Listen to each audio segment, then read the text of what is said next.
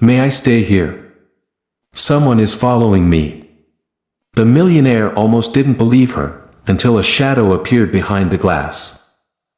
The lobby of the building was bright and quiet in the way places become at the end of a long workday. Glass walls reflected the city outside, where evening traffic moved slowly and the sky was already turning dark. The polished floor echoed softly with footsteps, and the air smelled faintly of coffee and cold air brought in each time the doors slid open. Adam Reynolds stood near the reception desk, scrolling through his phone, his jacket still on his shoulders. He had stayed later than planned, as usual, finishing a call that could not wait until morning. His reflection in the glass looked tired but composed, a man who was used to control, schedules, and predictable outcomes.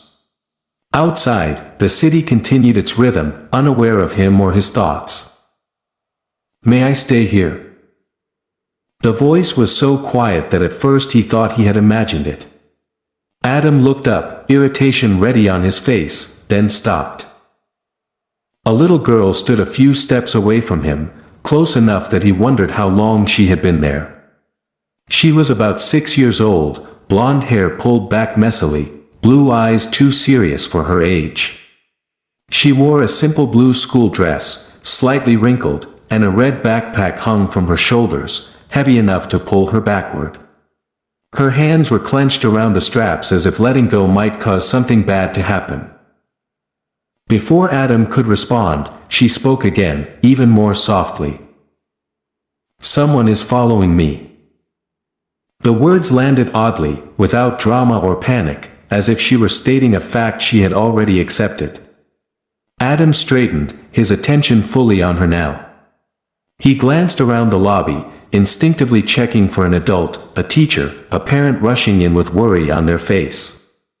No one came.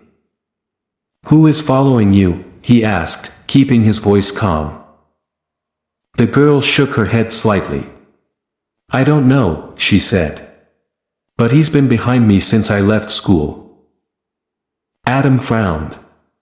The lobby was full of cameras, security guards were stationed nearby, and the entrance was monitored at all times. Everything about the place suggested safety. He told himself that children often misunderstood shadows, that fear could invent stories when a day had been long.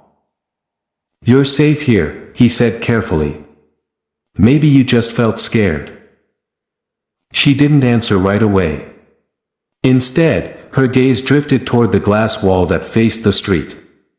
Her grip on the backpack straps tightened, and her shoulders lifted slightly, as if she were bracing herself. Adam followed her gaze. Outside, among the reflections of passing cars and streetlights, something shifted. A darker shape moved closer to the glass, just enough to stand out from the rest. A man's silhouette, still and watching, his face obscured by shadow and glare. Adam's breath caught. In that moment, the lobby no longer felt bright or controlled. It felt exposed. The girl stepped closer to him without thinking, and for the first time since she had spoken, fear finally showed on her face. That's him, she whispered. Adam didn't look away from the glass. He reached for the security button beneath the desk, his hand steady despite the sudden rush of adrenaline. He realized then how close he had come to dismissing her, how easily he might have told her to go home, how different everything could have been if he had chosen not to listen. The doors remained closed, the glass holding firm between inside and outside, but Adam knew this moment had already crossed a line. Whatever happened next, neither of them would forget the instant when a quiet voice asked for help, and was finally believed. The seconds that followed felt stretched and unreal, as if the air itself had grown heavier. Adam kept his eyes on the glass wall, watching the dark shape outside shift slightly before stepping back into the blur of passing lights. The man did not try the door. He simply stood there long enough to be seen, then disappeared from view, leaving behind a sense of unease that lingered like a bad afterimage. Adam exhaled slowly and turned his attention back to the girl. She was standing so close to him now that her shoulder brushed his arm, her eyes wide and fixed on the spot where the silhouette had been. Her breathing was shallow, careful, as though she were afraid even that might give her away. "It's all right," Adam said, lowering his voice. "You're inside. He can't get to you." She nodded but did not relax. "He waits," she said quietly. "He always does." The certainty in her words made Adam pause. "How many times have you seen him?" he asked. She hesitated, counting silently on her fingers. "3, she answered. "Maybe 4. He stands near the school gate. Sometimes near the store. Today he followed me." Adam felt a tightening in his chest. He glanced toward the security desk and caught the attention of one of the guards, signaling subtly for him to come closer. Then he turned back to the girl. "What's your name?" he asked. "Lucy," she replied. "I'm Adam," he said. "Lucy, do you come through here often?" She shook her head. "No. But the door was open, and I didn't know where else to go." The answer carried more weight than it should have. Adam imagined her standing on the sidewalk, deciding in a few frightened seconds where safety might be, choosing this building because it looked bright and solid and guarded. He wondered how many other places she had passed that had not felt safe enough to enter. "Where is your mother?" he asked. "At work," Lucy said.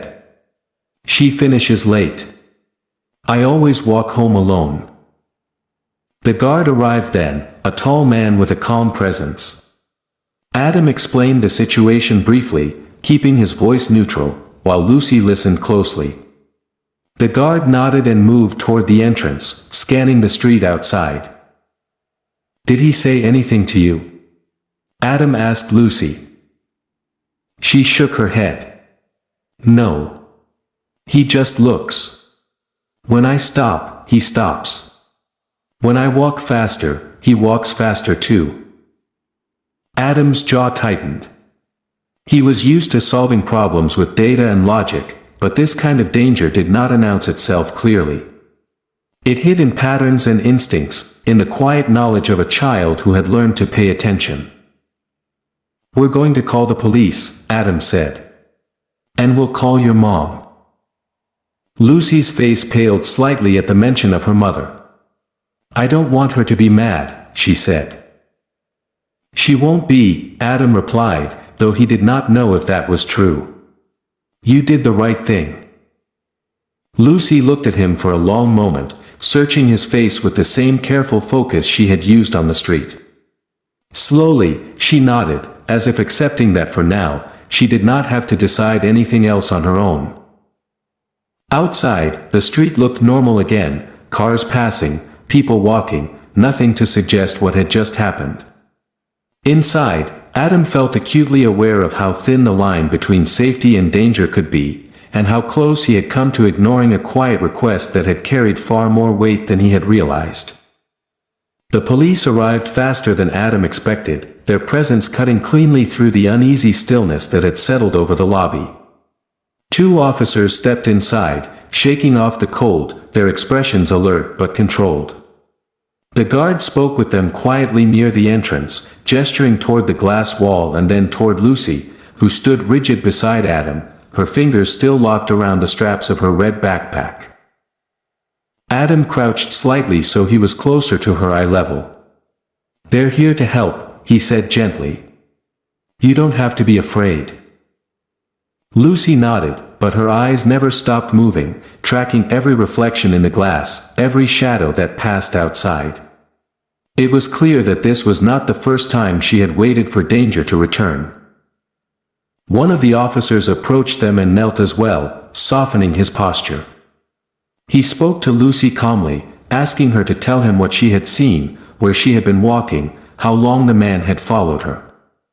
Lucy answered carefully, choosing her words with the precision of someone who knew she needed to be believed. She described the man's coat, the way he stayed just far enough away not to be noticed by others, how he never spoke but never disappeared either. As she talked, Adam felt a growing heaviness in his chest. This was not imagination.